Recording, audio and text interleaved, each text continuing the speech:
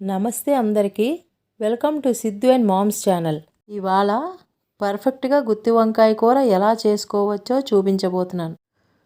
ముందుగా వంకాయ ముచ్చిక సగం కట్ చేసుకుని వంకాయని 4 పక్షాలుగా కట్ చేసుకుని నీళ్ళలో వేసుకోవాలి. ఆ కట్ చేసేటప్పుడు ప్రతి వంకాయని లోపల పుచ్చుందా లేదా బాగుందా అని చెక్ చేసుకుని వేసుకోవాలి.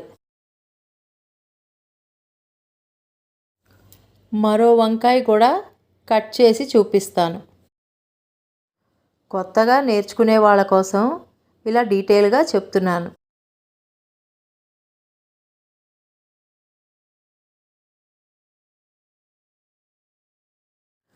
టూ స్పూన్స్ ఆయిల్ హీట్ చేసి అందులో 1 టీ స్పూన్ మెంతులు వేసి దోరగా వేపాలి. మెంతులు సగం వేగాక 3 టేబుల్ స్పూన్స్ శనగపప్పు వేయాలి.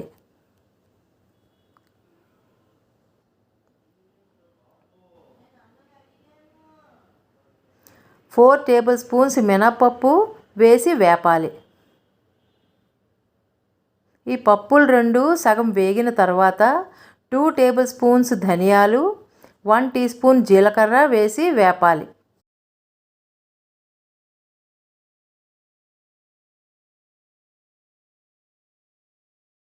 ఇప్పుడు ఎండుమిరపకాయలు మీ టేస్ట్కి తగ్గట్టుగా వేసుకుని నెక్స్ట్ 1 టీ స్పూన్ ఇంగు కూడా వేసుకుని వేపుకోవాలి.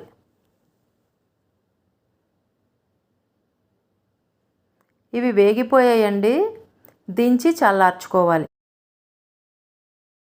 ఇవి చల్లారిన తర్వాత మిక్సీ జార్లో వేసుకొని గ్రైండ్ చేసుకోవాలి. అప్పుడే చాలా కొద్దిగా చింతపండు కూడా వేసుకొని గ్రైండ్ చేసుకోవాలి.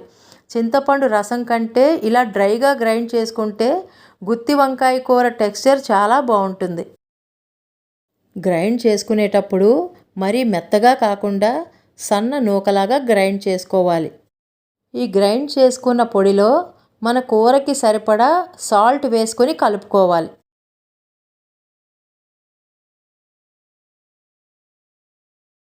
ఒక్కొక్క వంకాయ నీళ్ళలోంచి తీసుకుని ఈ పౌడరు వేళ్లతో లిటిల్ ఫోర్స్ అప్లై చేస్తూ నొక్కుతూ ఫిల్ చేసుకోవాలి.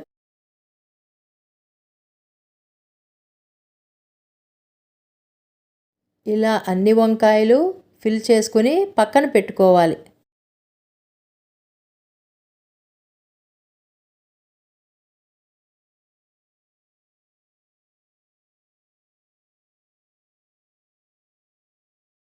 ఈ గుత్తి వంకాయ కూరకి ఆయిల్ కొంచెం ఎక్కువే పడుతుందండి.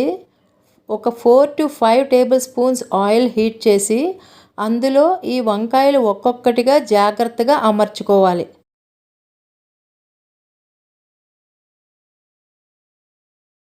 మూత పెట్టుకుని మగ్గించుకోవాలి. ఒక్కొక్క వంకాయ జాగ్రత్తగా తిప్పుకుంటూ మగ్గించుకోవాలి.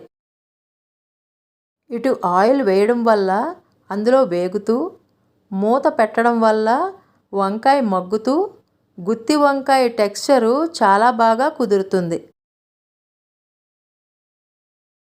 ఇలా మధ్య మధ్యలో వంకాయలు తిప్పుకుంటూ మూత పెట్టుకుంటూ మగ్గించాలి. వంకాయలు పూర్తిగా మగ్గే వరకు ఇదే ప్రాసెస్ కంటిన్యూ చేయాలి.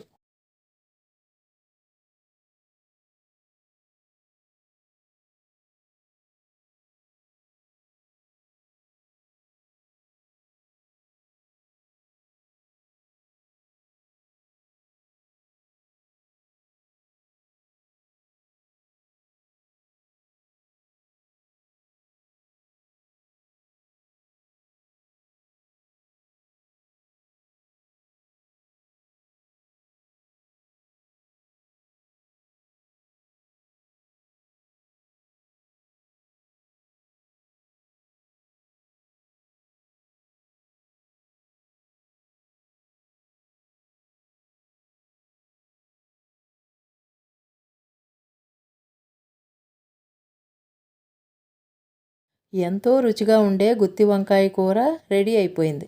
ఈ వీడియో మీకు నచ్చినట్టయితే లైక్ చేయండి, కామెంట్ చేయండి అండ్ మరెన్నో కొత్త వీడియోస్ కోసం మా ఛానల్ సబ్స్క్రైబ్ చేసుకోండి.